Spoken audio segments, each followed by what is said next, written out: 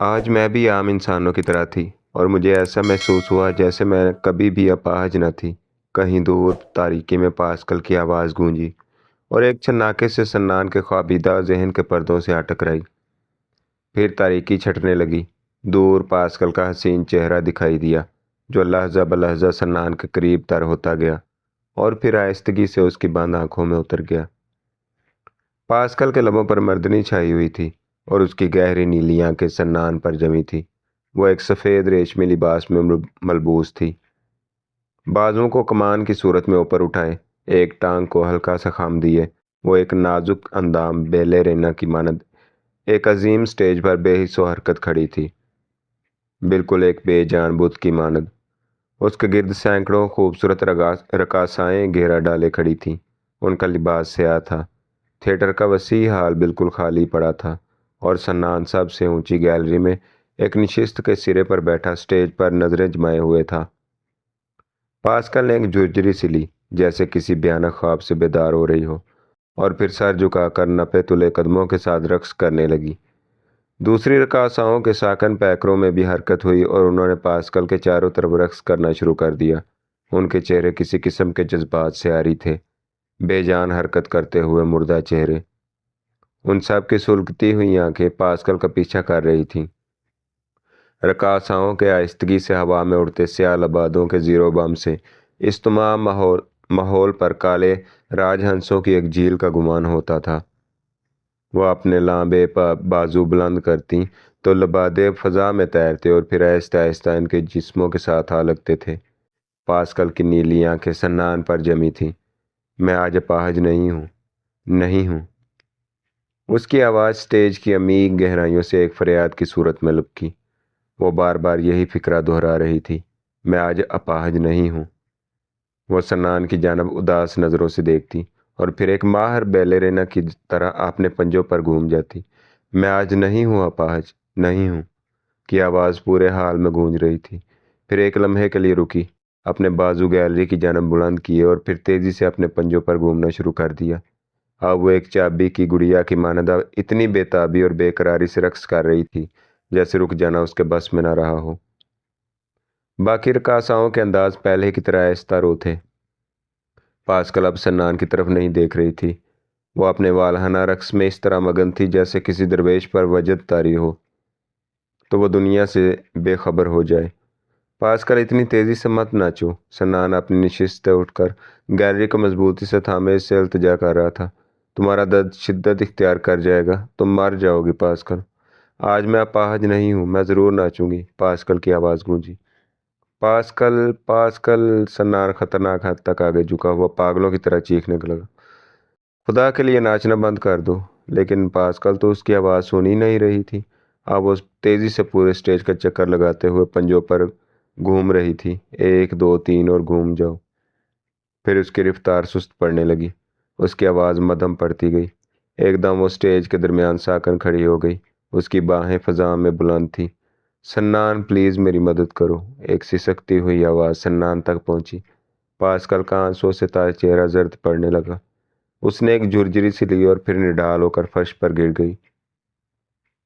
दूसरी रकासाओं ने उसके गिर्द अपना घेरा तंग करना शुरू कर दिया और फिर झुककर अपनी नरम नाजुक बाहों से उसका पूरा जिस्म ढक दिया। राजहंस मार चुका था। सन्नान की आंख खुली तो उसका पूरा जिस्म पसीने से शराबूर था। उसका तकिया भीगा हुआ था। वो उठकर बैठ गया। खिड़की से बाहर पेरिस के गली कोचों में एक स्याह और अंधी रात उतरी हुई थी। उसने बिस्तर की चादर के एक कोने से अपना चेहरा पूंछा। पेरिस से चले जाओ सन्नान, एक आवाज़ ने कहा। मुझे हर सूरत अब पेरिस से चले जाना चाहिए, उसने सोचा। उसे मालूम था कि जो जो दिन गुजरते जाएंगे पास्कल उसकी रफाकत की आदी होती जाएगी और फिर जुदाई का तस्वर उसे उन्हीं अमीक घाटियों में धकेल देगा जहाँ से वो घिसटती हुई सिर्फ उसके लिए बाहर आई थी। उसने फैसला कर लिया कि कल पेरिस में उसका आखिरी दिन होगा और वो पास्कल से आखिरी मर्तबा मिलकर रात की गाड़ी से गरनाता के लिए रवाना हो जाएगा। दरवाज़ा खुला है, सन्नान ने सफरी रजाई में से मुंह बाहर निकालकर तुरशी से कहा। जाने कौन इतनी सुबह सवेरे दरवाज़ा पीटे जा रहा था। दरवाजे का हैंडल घूमा और जैनी अंदर आ गई।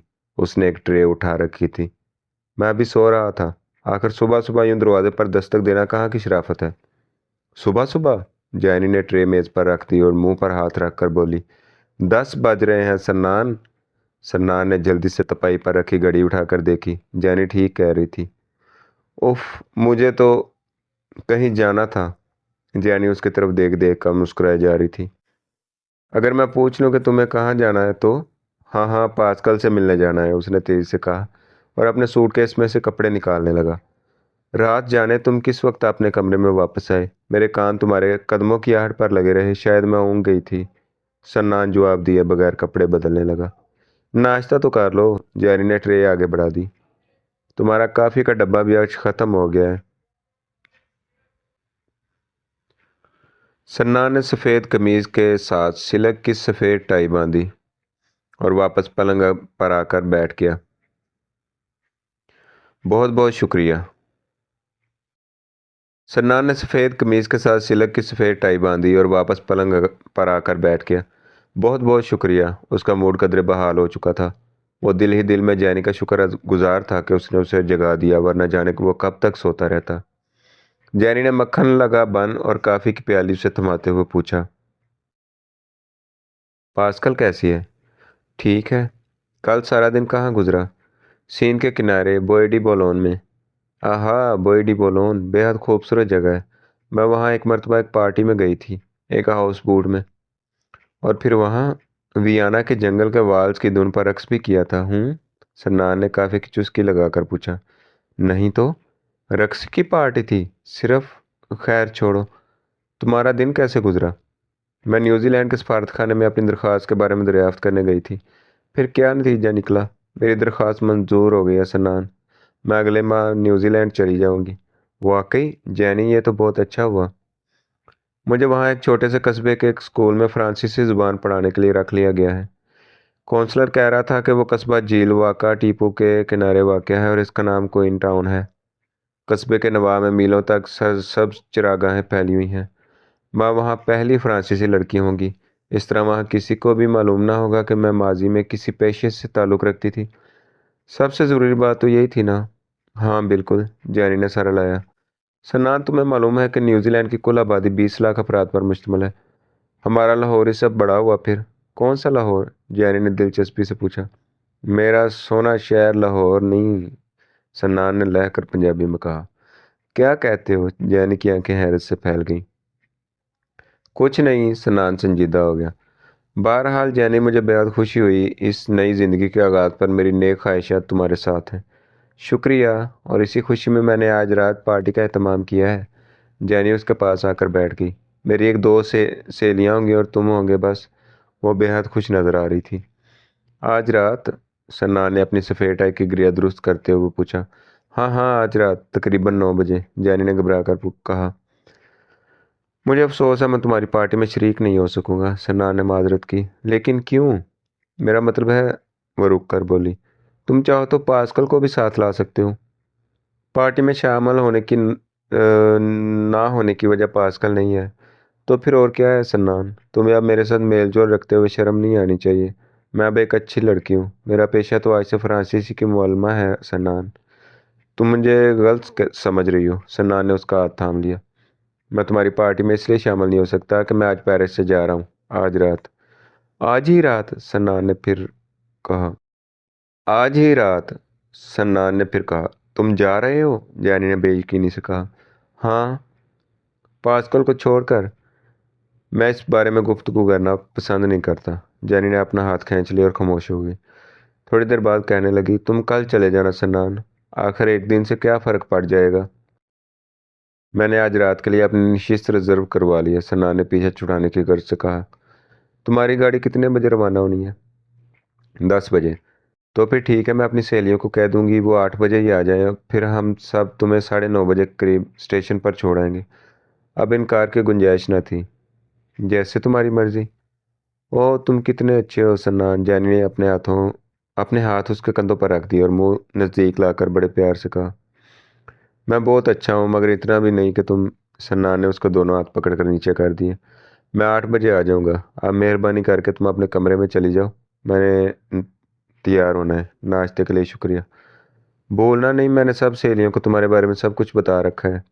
जैनी ने तपाई से खाली ट्रे उठाई और कमरे से बाहर निकल गई। उसने बाहर जाते ही सन्नान ने अपना नीला कोट पहना और नीचे आ गया। आज मैडम जी से भी मुलाकात हो गई। वो सदर दरवाजे के साथ टेक लगाए एक अल जज़ायरी कलीन बेचने वाले के साथ एक आमियाना से कलीन का भाव तय कर रही थी। सन्नान को देखते ही उसने कलीन वाले को चलता कर दिया। क्या हाल है? आजकल नज़र नहीं आ रहे। मैं आज रात से बिल्कुल नज़र नहीं आऊँगा। क्यों, मकान पसंद नहीं आया या हमसायों से खटपट हो गई? दोनों में से कोई बात भी नहीं। मैं आज रात हस्पानिया जा रहा हूँ। आज रात? तो फिर वो बकिया 10 फ्रांक भी अदा करते जाओ। किराया पूरे 2 हफ्ते का तय हुआ था। सन्नान ने जेब से बटुआ निकाला, 10 फ्रांक का एक नोट मैडम जी के हवाले कर दिया। मैडम ने उल्ट पलट कर देखा, फिर अपने पहले से ही ठुसे हुए ब्लाउज में ठूंस लिया। शुक्रिया मोसियो। सन्नान चलने लगा तो मैडम ने आवाज़ दी, और हाँ, जाने से पहले मेरे कमरे से होकर जाना। एक अलविदाई जाम इकट्ठे पियेंगे। सन्नान ने मुस्कुराकर सारा ला दिया और बाहर गली में निकल आया। घड़ी पर वक्त देखा तो 10:30 बज रहे थे। उसने सोचा देर तो हो चुकी है, क्यों ना एक नज़र उस मुसव्वर पाल को देख लिया जाए। उसका मकान वहाँ से नज़दीक ही तो था। फिर उसे आज पेरिस भी तो छोड़ देना था। जब वह कावा खाना पगाल के पास से गुजरा तो उसने अपना इरादा किया कि अंदर जाकर देख ले, शायद पाल वहीं बैठा हो। मगर फिर उसे ख्याल आया, पाल जैसा शख्स 11 बजे से पेशतर बिस्तर से उठ जाए, नामुमकिन। कलीसा सैकड़े करके सफ़ेद गुंबद धूप में चमक रहे थे, और हमेशा की तरह सीढ़ियों पर बच्चों, औरतों, सयाहों और मुसव्वरों का जमघटा था। वो घंटी वाला मुसव्वर आज भी वहाँ मौजूद था। एक मोटे जर्मन सयाह को अपनी तस्वीर खरीदने पर आमादा कर रहा था। सन्नान सीढ़ियाँ उतरकर साथ वाली गली में मुड़ गया, जिसके आखिरी कोने पर पाल का मकान था। लेकिन जब वो वहाँ पहुंचा तो इसकी हैरत की कोई इंतहा न रही। जिस जगह उसने इस रोज़ पाल का मकान देखा था, वहाँ अब एक वसी खंडर था जिसमें बेशुमार बच्चे खेल रहे थे। सन्नान उसके पहलू में वाक़या गोश्त की दुकान पर चला गया। फरमाइए मोसियो, दुकानदार ने एप्रन से हाथ पूंछकर मुस्कुराते हुए कहा। आज मेरे पास आयरलैंड के फरम्बा घोड़ों का गोश्त मौजूद है। मुझे गोश्त नहीं चाहिए। घोड़े का गोश्त है मोसियो? घोड़े का भी नहीं चाहिए, सन्नान ने जल्दी से कहा। दरअसल ये साथ वाले मकान में जहाँ ये मकान हुआ करता था, मेरा एक मुसव्वर दोस्त पाल रहा करता था। हो सकता है आपको इसके बारे में कुछ इल्म हो।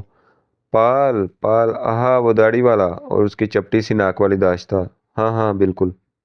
20 फ्रांक? क्या मतलब?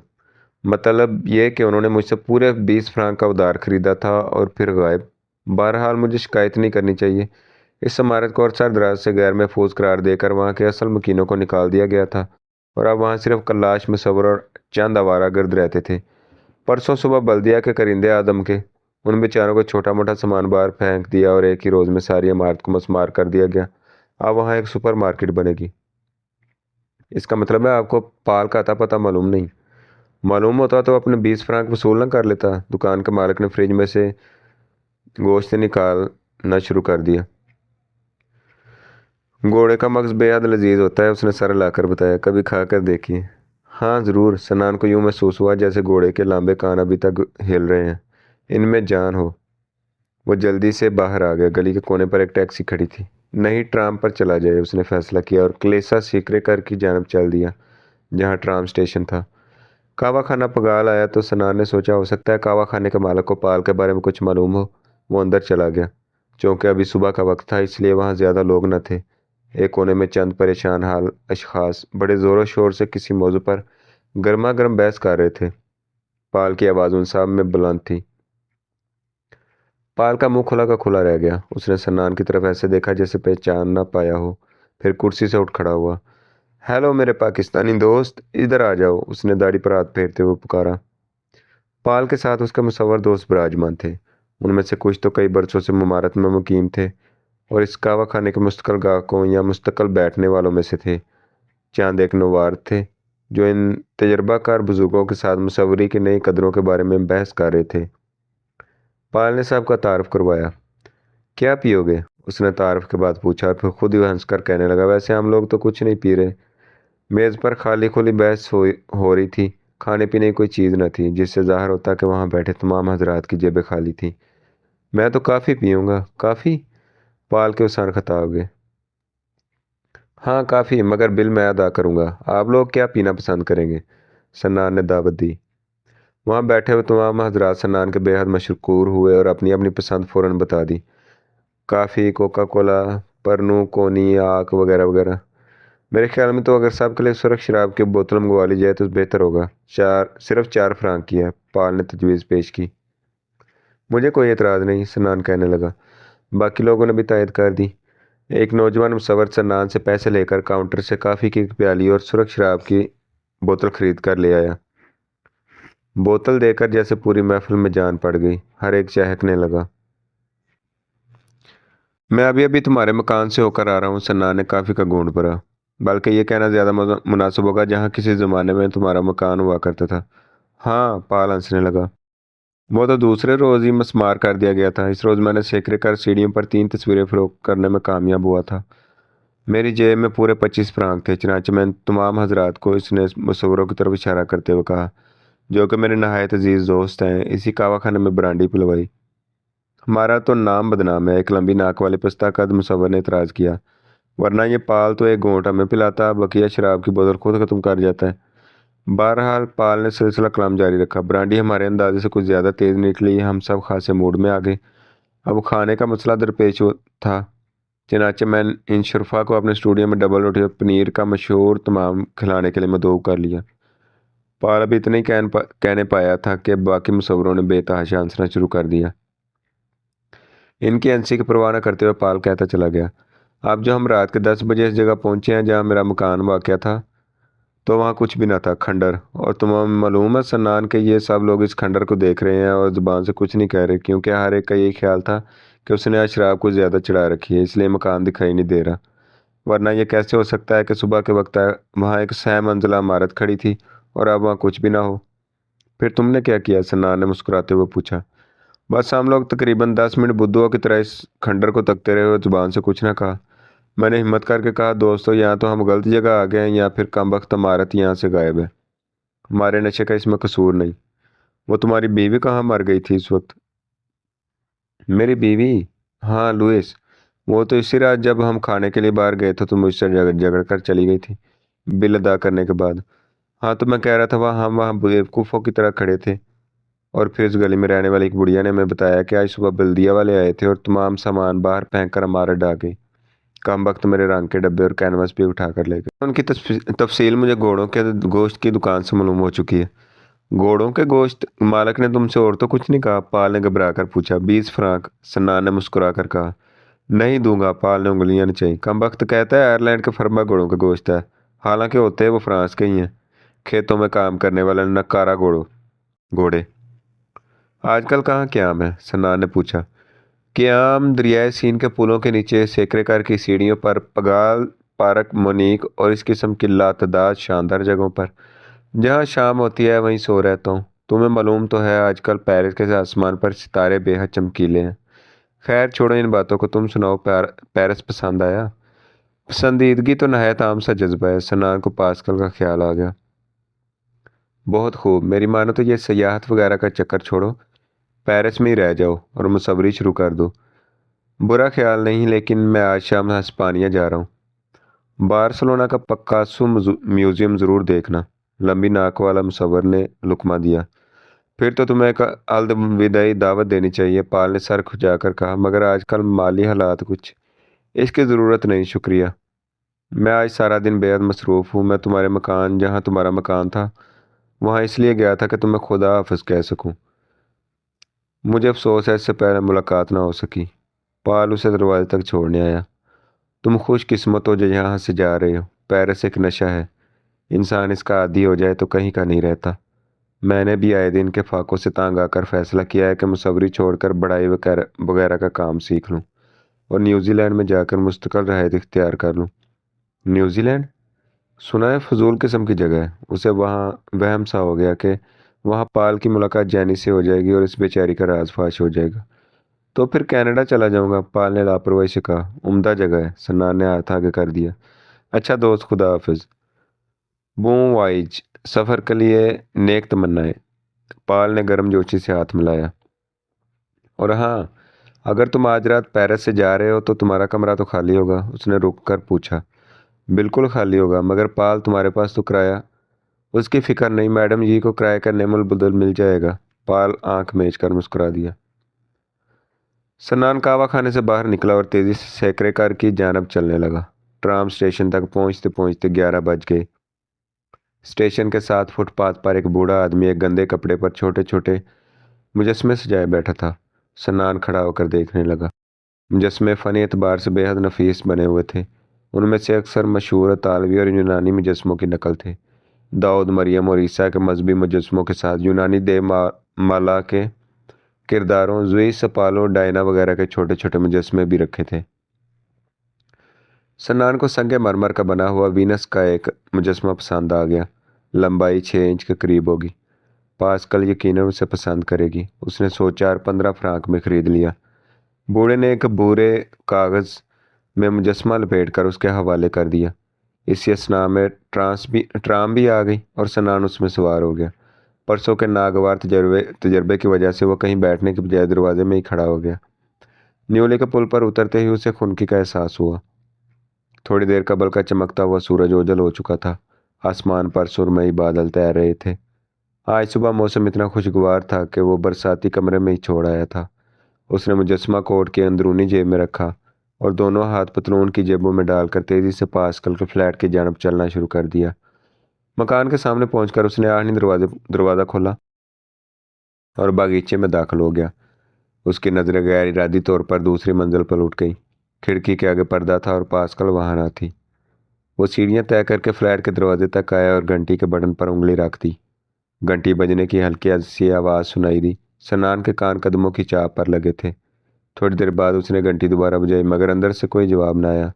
सन्नान के माथे पर पसीने के कतरे उभरने लगे। उसके लिए यह ख्याल नाकाबिले बर्दाश्त था कि पास्कल फ्लैट में मौजूद नहीं और वह रवानगी से कबल उसे मिल ना पाएगा। उसने घबराहट में लगातार घंटी बजाना शुरू कर दी। खासी देर बाद फ्लैट के अंदर कदमों की आवाज़ सुनाई दी और फिर दरवाज़ा खुल गया। सन्नान के लबों पर मुस्कुराहट फैल गई। पास्कल को उसके सामने एक सुर्ख रंग के बड़े तौली में लिपटी लिपटाई मुंह बनाए खड़ी थी। उसका एक हाथ तौलिए के गिरा पर मजबूती से जमा था और दूसरा दरवाजे के हैंडल पर। पानी की बूंदें उसके छोटे छोटे बालों में से रिस रिस कर दबीज तौलिए में जज़ब हो रही थी। बदन से नुचड़ने वाले पानी से कलीन का वो हिस्सा भीग चुका था जहां वो खड़ी थी। मैं नहा रही थी। उसने तौलिए के गिरा पर हाथ रखा, हाथ फजा में बुलंद करके गुस्से से कहा। सन्नान खामोश खड़ा मुस्कुराता रहा।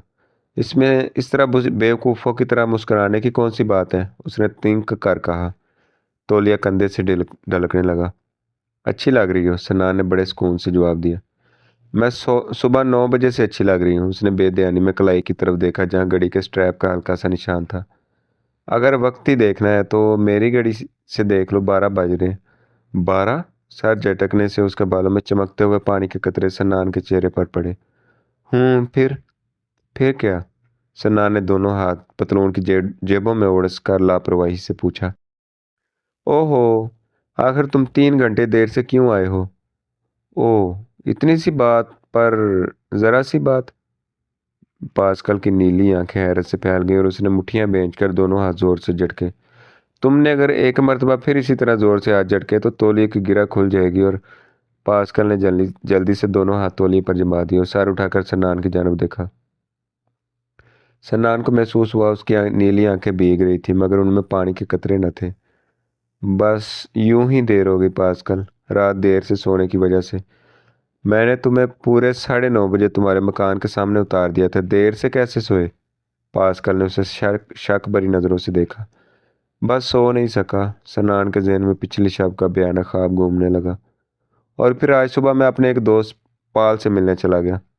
मैंने सोचा, वो कहते कहते रुक गया, कि मैंने सोचा उसे पेरिस छोड़ने से पहले आखिरी बार मिल सकूं, लेकिन वो अभी पास्कल को अपनी रवानगी के बारे में नहीं बताना चाहता था।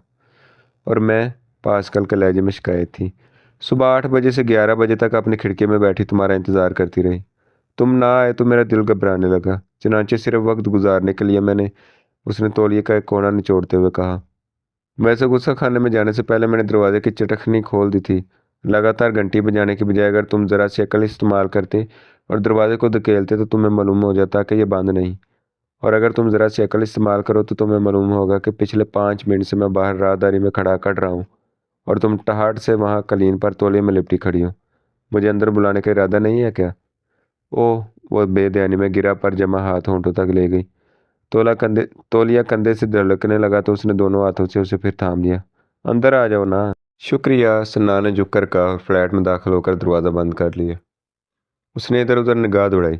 खाला नहीं है? पास्कल ने शायद उसकी बेचैनी भांप ली। बहुत खूब, उसने तसल्ली से हाथ मले। आओ। पास्कल उसका हाथ पकड़कर अपने कमरे में ले गई। कमरा बिल्कुल तारीक था। पास्कल ने आगे बढ़कर खिड़की से पर्दा हटा दिया। पूरे कमरे में रोशनी फैल गई। मैं कपड़े पहन लूं? पास्कल ने सन्नान के करीब आकर सर हिलाकर बड़ी मासूमियत से पूछा। नहीं, इसकी क्या ज़रूरत है, यूं ही बाहर चले चलते हैं। अलबत्ता तौली के गिरा को मजबूती से थामे रखना। प्लीज़ सन्नान। पास्कल उसके करीब आ गई और गर्दन में बाहें डाल दी। तांग ना करो। उसने अपना चेहरा सन्नान के कोट में छुपा लिया। तांग करोगे तो रो दूंगी। पास्कल ने आहिस्ता से अपनी ठंडी नाक उसके सीने पर रगड़ी। पास्कल, ज़रा मेरी सफ़ेद टाई को अपने लबों से बचाना। क्यों? सफ़ेद टाई पर सुर्ख लिपस्टिक नहायत आसानी से लग जाती है ना। बहुत खूब, मैंने कहा था ना ज़रा सी अकल। भाई नहा कर आ रही हूँ, लिपस्टिक तो धुल चुकी। सन्नान शर्मिंदा हो गया। मैं थोड़ी देर तक इसी तरह खड़ा रहा तो मेरी सर्दी दूर हो जाएगी। उसने कोट का बटन खोलकर अपने हाथ अंदर रख लिए। उसके भीगे हुए बाल सन्नान के बाल लबों को छू रहे थे और तौलिए की नमी कोट में मुंतकिल हो रही थी। और अगर मैं थोड़ी देर इसी तरह खड़ा रहा तो मुझे नमूनिया हो जाएगा। सन्नान ने उसके बालों में फूंक मारकर कहा। ये जेब में क्या लिए फिर रहे हो? पास्कल ने उसके अंदरूनी जेब टटोली। अरे मैं तो भूल ही गया था। और फिर जेब में से बुरे कागज़ में लिपटा हुआ मुजस्समा निकाल कर मेज़ पर रख दिया। तुम्हारे लिए।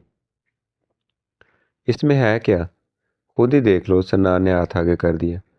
पास्कल आहिस्ता आहिस्ता कदम उठाती मेज़ तक आई। वहाँ खड़े होकर कुछ देर मुजस्समे को घूरा, जैसे वो कागज़ में लिपटी इस नामालूम शय से खौफजदा हो, और फिर उसे उठाकर कागज़ खोल दिया। वीनस डी मेलो। उसका चेहरा मसरत से डमकने लगा। तुम्हें यह मुजस्समा पसंद है? पास्कल ने जवाब में बच्चों की तरह बार बार सर हिलाया और मुजस्समे को किताबों के शेल्फ के ऊपर रख दिया। शुक्रिया सन्नान। सन्नान ने हाथ ऊपर करके कंधे सुकेड़ दिए।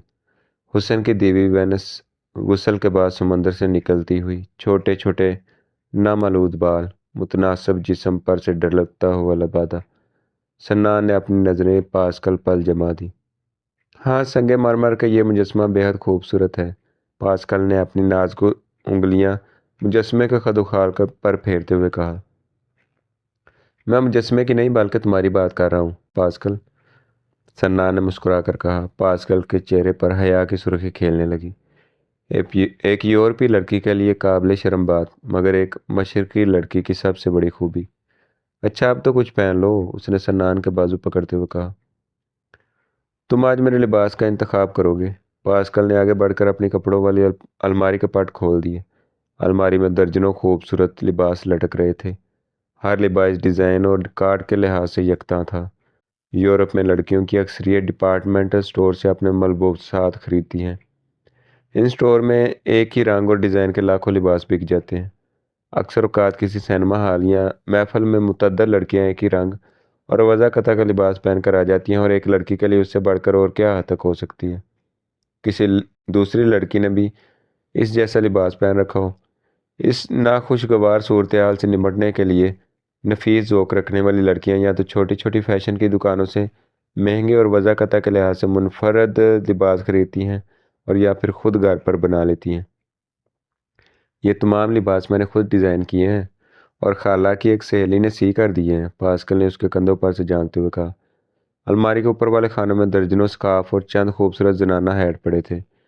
मेरा ख्याल है आज तुम ये बड़ा सा हैट पहन लो। और इसके साथ कौन सा लिबास? बस सिर्फ एक हैट। पास्कल ने पीछे से उसकी कमर में जोर से उंगलियां घुसेड़ दी। क्या फजूल बातें करते हो? अलमारी में कल वाला सफ़ेद रंग का कीचड़ से हटा हुआ लिबास भी टंगा था। जर्द गुलाब का मुरझाया हुआ फूल अभी तक कॉलर पर लगा था। बड़े बड़े कॉलरों वाला ये हल्का जर्द लिबास कैसा रहेगा? सन्नान ने एक हैंगर बाहर निकालकर पास्कल को दिखाया। बिल्कुल ठीक रहेगा। और इसके ऊपर वो सुर्ख कोट पहन लूँ? सुर्ख कोट? हाँ हाँ, वही सुर्ख कोट जो तुमने इस शब स्टीमर पर पहन रखा था। वो सुर्ख कोट तो मुझे भी बेहद पसंद है। मैं उसे अक्सर पहनती हूँ। मेरी कई सहेलियाँ ये समझती हैं मेरे पास सिर्फ वही एक कोट है। हालांकि मेरे पास तो अंगूरा ऊन का अंगूरा को ऊन वाला कोट नहीं चाहिए, सिर्फ सुर्ख कोट। पहन लूंगी अगर हम बाहर गए तो। हम बाहर ज़रूर जा रहे हैं क्योंकि मैं आज हर सूरत लूदर का अजायब घर देखना चाहता हूँ। क्योंकि क्योंकि भाई अगर हमने बाहर नहीं जाना तो लिबास के मामले में इतनी लंबी चौड़ी जांच पड़ताल किस लिए हो रही थी। एक अच्छा लिबास तो सिर्फ इसलिए पहना जाता है कि इंसान बाहर जाए और दूसरे लोग। एक अच्छा लिबास इसलिए पहना जाता है कि इंसान उसे पहन कर अच्छा महसूस करे, अच्छा लगे। किसी दूसरे इंसान को ज़रूरी नहीं कि बाहर जाकर उसकी नुमाइशी की जाए। पास्कल ने सन्नान से जर्द लिबास वाला हैंगर लिया और साथ वाले कमरे में चली गई। सन्नान किताबों के शेल्फ के पास जा खड़ा हुआ। यूं लगता था जैसे वेंस का मुजस्मा इस शेल्फ पर रखने के लिए ही बनाया गया हो। बेहद खूबसूरत लग रहा था। उसने एक नज़र किताबों पर डाली और फिर झुककर शेल्फ के नीचे झांका। बैसाखियां वहां नहीं थी। क्या देख रहे हो? उस लम्हे पास्कल कमरे में दाखिल हुई।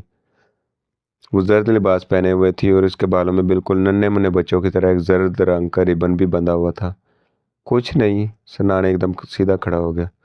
अगर तुम्हें बैसाखियों की तलाश है तो वहाँ नहीं है। मैंने उन्हें फालतू चीज़ों के स्टोर में फेंक दिया है। सन्नान खामोश खड़ा रहा। कैसी लगती हूँ? वो पंजों के बल घूम गई। तुम कभी भी बुरी नहीं लगी। और हाँ। वो चलती हुई अलमारी के पास आ गई और सफ़ेद लिबास पर लगा हुआ जर्द गुलाब उतार अपने कॉलर पर लगा लिया। इस जर्द गुलाब के साथ मैच करता है। फिर क्या हुआ? इसकी खुशबू तो अभी तक बरकरार है ना? उसने सर झुकाया और उस फूल को सूंघने के बजाय उस पर अपने लब जमा दिए। और ये खुशबू हमेशा रहेगी। सनान कहता कहता रह गया कि पास्कल मैं तुम्हें कल एक और फूल ला दूंगा।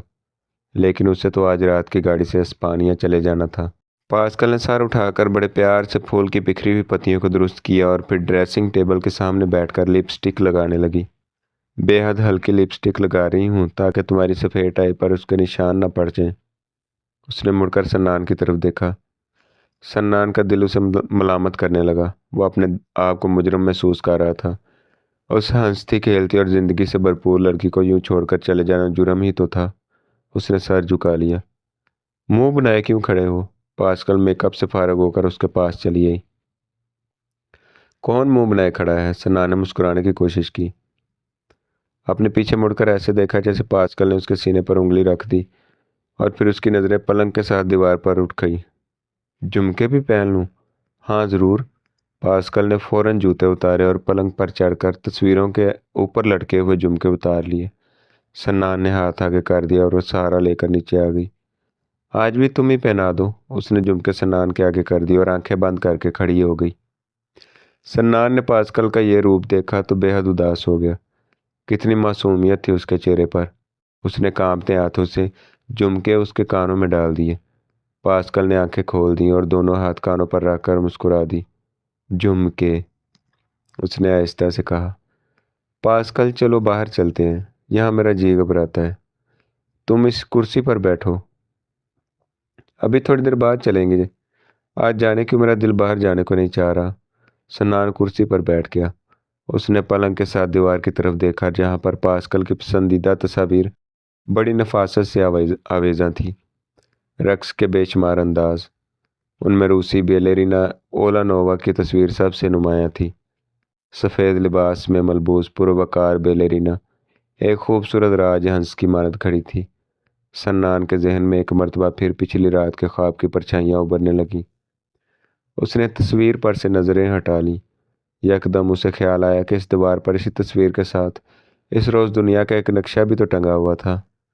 पास्कल, उसने गर्दन मोड़कर पीछे देखा। क्या है सन्नान? पास्कल उसके करीब पलंग पर बैठ गई। मैं पहले रोज़ जब तुम्हारे कमरे में आया था तो बैलेरिना की तस्वीर के साथ दुनिया का एक नक्शा भी आवेजा था। मैंने वो नक्शा जला दिया है। क्यों पास्कल? सन्नान ने हैरतज़दा होकर पूछा। तुम इस रोज़ नक्शे पर मुझे अपने वापसी सफ़र का रास्ता बता रहे थे।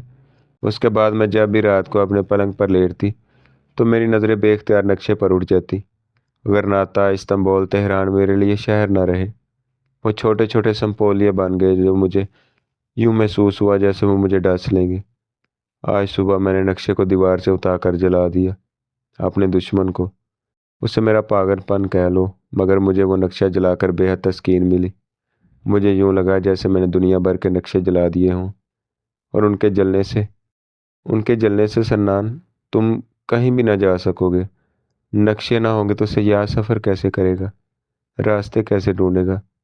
पेरिस से परे कुछ भी नहीं, तमाम राहें मसदूद हो चुकी हैं। पास्कल, मेरा ख्याल है अब हमें ज़रूर बाहर चलना चाहिए। पास्कल की इन बातों से जुर्म का एहसास तकवीत पकड़ता जा रहा था। बाहर? पास्कल ने चौंक कर कहा। हाँ, कहीं लूदर का अजायबघर बंद ना हो जाए और मैं आज कल चले जाएंगे सन्नान। नहीं, सन्नान ने तेजी से कहा। नाराज क्यों होते हो, आज ही चले जाएंगे। सन्नान ने जेब से सिगरेट निकालकर सुलगा ली और खामोशी से पीने लगा। ठीक है, आज लूदर का अजायबघर देखेंगे और कल हम पेरिस से बाहर वारसेल्स के महलात देखने चलेंगे। हाँ, आज हम लूदर का अजायबघर देखने जाएंगे, लेकिन कल तुमने खुद ही तो कहा था मैं कल के बारे में नहीं सोचा करती। हाँ, कहा था, मगर वो पुराने ज़मानों की बात है। तुम्हारे आने से जहाँ मुझे ढेरों खुशियाँ मिली हैं, वहाँ मुझ में कल के बारे में सोचने की हिस्स भी जाग उठी है। मैं अब कल के बारे में सोचना चाहती हूँ सन्नान। सन्नान का जी चाहा वो उसे अभी और इसी वक्त अपनी रवानगी के बारे में बता दे, मगर वो खामोशी से सिगरेट पीता रहा। सन्नान, क्या बात है, आज तुम खोए खोए से हो। नहीं तो, सन्नान ने जल्दी से कहा। तुमने जब से इस फ्लैट में कदम रखा है एक बात भी अपने तौर पर नहीं कही। मैं ही बोलती जा रही हूँ। बोलना औरत का पैदाइशी हक है। बोलती हुई औरत की बातें सुनना मर्द की पैदाइशी बदकिस्मती। सन्नान ने बस ज़बरदस्ती मुस्कुराने की कोशिश की। मैं इतनी बतूनी भी नहीं हूँ। पास्कल ने मसनूई नाराज़गी का इजहार किया और फिर कहने लगी। ओहो, आज भी अच्छी मेज़बान साबित नहीं हुई। तुम्हें काफ़ी वगैरह का तो पूछा ही नहीं। मैं नाश्ता कर चुका हूँ। तो फिर सुबह सिर्फ काफ़ी बना लाती हूँ। सनान के कुछ कहने से कबल ही पास्कल कमरे से बाहर जा चुकी थी। आज खिड़की से बाहर सूरज नहीं चमक रहा था। बादल छा जाने से यूं गुमान होता था जैसे शाम हो रही हो। फुटपाथ बिल्कुल सुनसान पड़ा था और हवा की गैर मौजूदगी में शाहबलूत के पत्ते बिल्कुल साकन थे। पत्तों का रंग गहरे सबज से भूरे रंग में बदल रहा था। खज़ां की आमद थी। थोड़ी देर में पास्कल काफ़ी बनाकर ले आई। ट्रे में सिर्फ एक ही प्याली थी। सन्नान ने सवालिया नज़रों से पास्कल की जानब देखा। बड़ी मुश्किल से एक प्याली के लिए काफ़ी मिली है। मुझे मालूम न था कि काफ़ी का डब्बा खाली हो चुका है। मुझे याद दिलाना, आज बाजार से और ले आएंगे कल के लिए। उसने प्याली सन्नान के आगे रख दी। तुम क्यों नहीं पी लेती? मैं तो अभी अभी नाश्ता करके आ रहा हूँ। मैं सिर्फ एक घूंट लूँगी, बाकी तुम पी लो। काफ़ी ख़त्म करने के बाद सन्नान कुर्सी से उठ खड़ा हुआ। पास्कल, हाँ हाँ चलते हैं, उसने बेदिली से कहा और फिर अलमारी में से सुर्ख कोट निकाल कर अपने बाजू पर डाल लिया। प्लीज़ ज़रा खिड़की के आगे पर्दा कर दो। सन्नान ने पर्दे खींच दिए। शेल्फ पर पड़ा वेनस का मुजस्मा अंधेरे में डूब गया।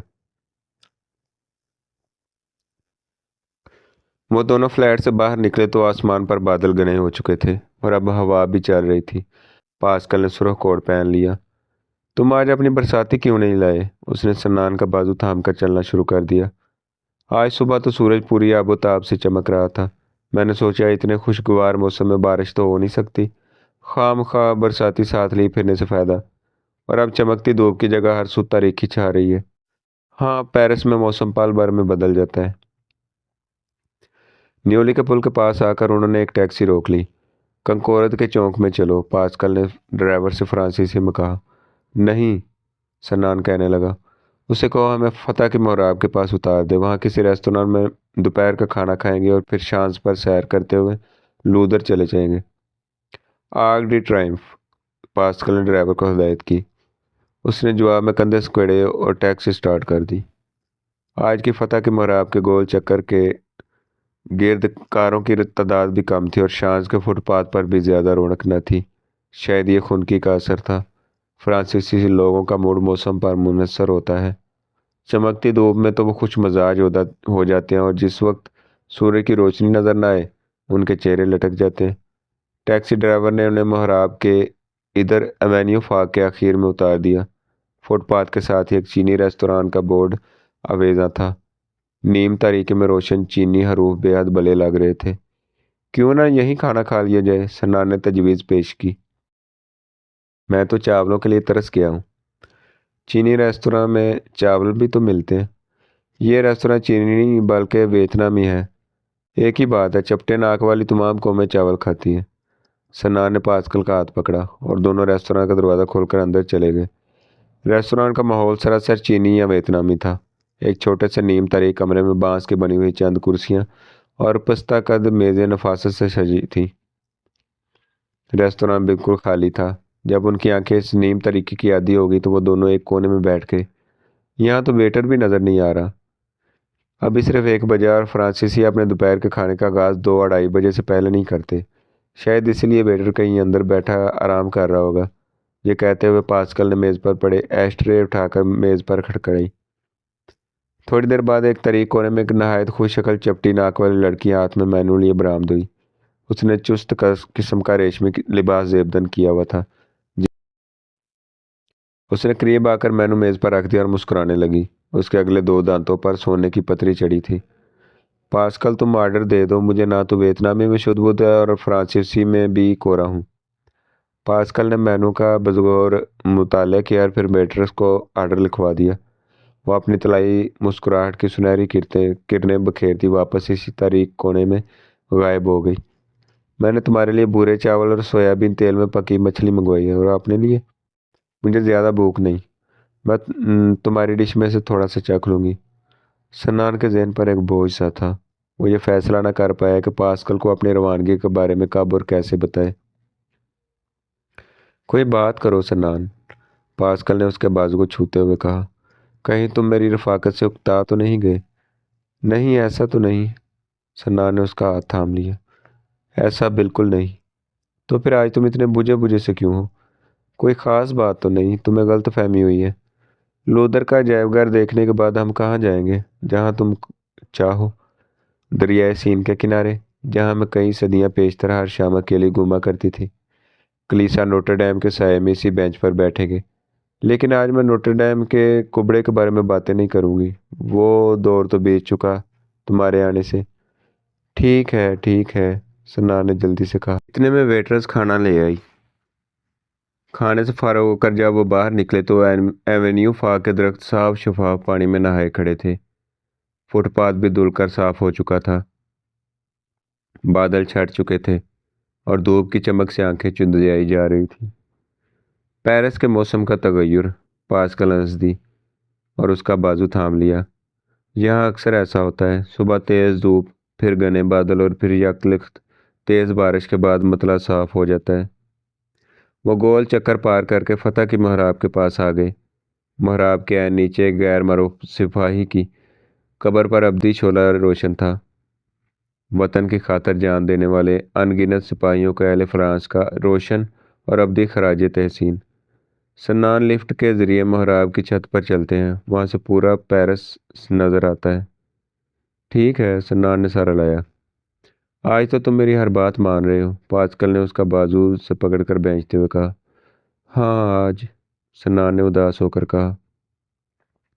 उसने टिकट की खिड़की से 2 टिकट खरीदे और छत तक जाने वाली लिफ्ट में सवार हो गया। महराब सन्नान के अंदाजे से कहीं ज्यादा बुलंद निकली। छत पर तो एक वसी मैदान का गुमान होता था।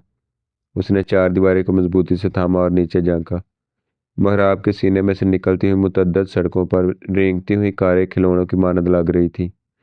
दाएं हाथ पर इमारतों से परे आईफल टावर का जंगलूद पिंजर आसमान से बातें कर रहा था। सामने शांज़-एलीज़े के आखिर में कंकोर चौक के मुजस्मे और यादगारें सर उठाए खड़ी थी। उनसे परे लूदर की इमारत दिखाई दे रही थी। अहले पेरिस को अपने शहर पर बजा तौर पर फख्र है, उसने मुड़कर पास्कल से कहा। लेकिन पास्कल वहां न थी। उसने घबराहट में इधर उधर देखा। वो छत के दूसरे सिरे पर हिफाजती दीवार पर झुकी नीचे झांक रही थी, खतरनाक हद तक आगे झुकी हुई। सन्नान के नज़रों में पिछले शब के ख्वाब के परतू झलकने लगे। उसे यूं महसूस हुआ जैसे वो अभी सैकड़ों फुट नीचे गिर जाएगी। सन्नान तेजी से चलता हुआ उसके पास आ गया। पास्कल, सन्नान ने उसके सुर्ख कोट का कॉलर सख्ती से पकड़ते हुए कहा। पीछे हट जाओ। पास्कल ने मुड़कर देखा। सन्नान, मैं तो, तुम यहाँ से नीचे गिर जाओगी, तुम मर जाओगी पास्कल, उसने भर्राई हुई आवाज में कहा और कॉलर को जोर से पीछे खींचा। तुम्हें क्या हो गया है सन्नान? उसने अपना कॉलर उसकी मजबूत गिरफ्त से छुड़ाने की नाकाम कोशिश की। मेरा दम घुट रहा है सन्नान, प्लीज मेरा कॉलर छोड़ो। सन्नान ने अपनी गिरफ्त ढीली कर दी। बस तुम मत जागो, मुझे डर लग रहा है। पास्कल जल्दी से पीछे हट गई। उसके चेहरे पर खौफ और हैरत के मिले जुले आसार थे। आओ नीचे चले। सन्नान ने उसकी कमर में हाथ डालकर सहारा देने की कोशिश की। मैं खुद चल सकती हूँ। पास्कल ने उसका हाथ झटक दिया। वो बेहद दुखी नजर आ रही थी। सन्नान को अपने रवैये पर अफसोस होने लगा। उसे पास्कल को इतनी सख्ती से नहीं टोकना चाहिए था। तुम तो खामखा नाराज हो गई हो। मुझे बुलंदियों से हमेशा खौफ आता है, मुझे अफसोस है। पास्कल ने खामोशी से उसका हाथ पकड़ लिया और वो दोनों लिफ्ट में सवार होकर नीचे आ गए। शांज़-एलीज़े का चौड़ा फुटपाथ जहां पेरिस की जिंदगी का दिल धड़कता है, बारिश खत्म हो जाने के बाद एक मर्तबा फिर हमेशा की तरह पुरहजूम था। सन्नान पास्कल को सहारा दिए हुए था और वो दोनों शाहबलूत के दरख्तों की कितार तले आहिस्ता आहिस्ता कंकोरत के चौक की तरफ जा रहे थे। हवा का हल्का सा झोंका भी उन पर पत्तों पर चमकते हुए पानी के कतरों के फुहार बरसा देता। चौक के दूसरी तरफ लूदर का अजायब घर था। जब वो उस कहवा खाने के करीब पहुंचे जहां चंद रोज कबल उनकी इत्तफाकिया मुलाकात हुई थी, तो पास्कल लहजा भर के लिए रुकी, फिर मुस्कुराकर आगे चल दी। थोड़ी दूर चलने के बाद पास्कल फिर रुक गई। सन्नान, पिया का दफ्तर। कौन पिया? पीआईए, तुम्हारी बैनुल अक़वामी हवाई कंपनी। हम पीआईए को मिलाकर पिया कहते हैं। तुम्हें मालूम है, तालवी जुबान में पिया खूबसूरत लड़कियों को कहते हैं। हमारे यहाँ पिया महबूब को कहते हैं, चाहे वो खूबसूरत ना भी हो। सच? पास्कल ने हैरत से कहा। सन्नान ने सारा ला दिया। करीब से जाकर देखते हैं। सन्नान ने जड़ से मौजू बदल दिया और वो दोनों शीशे की बड़ी खिड़कियों में से दफ्तर के अंदर झांकने लगे।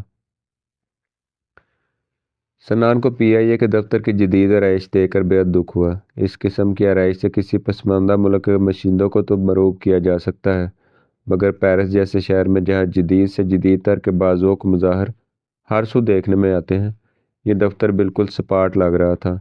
दीवार पर अवेजा सादकीन की एक तस्वीर के अलावा वहाँ पाकिस्तान की तहजीब व सकाफत की कोई झलक न थी। सन्नान ने सोचा, अगर सादा दीवारों पर मुल्तान की नीली ईंटों का काम होता, महंगे सोफों के बजाय डेरा गाजी खान के रांगले पीढ़े सजे होते, काउंटर पर सवाती लकड़ी का काम होता, फर्श पर पाटसन का कालीन बिछा दिया जाए और शोकेस में फन गंदारा का कोई खूबसूरत मुजस्मा रख दिया जाए, तो यह दफ्तर यकीनन बाकमाल और लाजवाब हो जाता। शालीमार बाग। सन्ना ने दफ्तर के अंदर आवेजा के इश्तिहार की तरफ इशारा करके पास्कल को बताया। इस पर तो ताजमहल का धोखा होता है, पास्कल कहने लगी। मशरक में बाग का तखय्युल भी हमारे यहाँ से किस कदर मुख्तलिफ है। यूरोप के बागों में संगे मरमर की सफ़ेद बारादरियाँ तमीर करने का ख्याल आज तक किसी को नहीं आया। लाहौर के शालीमार के मुकाबले में पेरिस का तोलियर्स बाग कितना बेजान लगता है। ये एक मशरकी लड़की के एहसासात हैं। तुम्ही ने तो कहा था पाकिस्तानी झुमके पहनकर मुझे एक मशरकी लड़की की मानद सोचना चाहिए। तुम्हारी ये सोच सिर्फ बागों के बारे में ही महदूद नहीं होनी चाहिए, सन्नान ने हंसकर कहा। पास्कल खामोश रही। वो जब भी किसी कहवा खाने के करीब से गुजरते तो फुटपाथ पर बिछी कुर्सियों पर बैठे लोग उनकी तरफ देखते, कुछ पास्कल के चांदी के झुमकों की वजह से और अक्सर उसकी नाहमवार चाल की वजह से। कंकूरत चौक के दर्जनों फुहार से बचते वो तोलियर्स के बाग में दाखिल हो गए, जिन्हें थोड़ी देर पहले पास्कल बेजान करार दे चुकी थी, मगर दरख्तों और फूलों की सजावट की बिना पर यह बाग भी बेहद बेदाजेब नजर आ रहा था। बाग के पहलू में लूदर अजायबघर की पुरशिकवा इमारत खड़ी थी, जो अपने वसी हालों में दुनिया के नादर तरीन मुजस्मों, शाहकार तस्वीर और लातादाद फनपारों को समेटे हुए है। यह इमारत इतनी वसी है कि इसके तमाम हिस्सों को सरसरी नज़र देखने के लिए कम अज़ कम पूरा एक दिन दरकार है। लूदर में रखे गए अक्सर मुजस्मों और हज़ारों तस्वीर के लिए अले फ्रांस को नेपोलियन का शुक्रगुजार होना चाहिए। सन्नान ने आगे बढ़कर टिकट की खिड़की से 2 टिकट खरीदे और वो अजायबघर के सदर दरवाजे से अंदर दाखिल हो गए।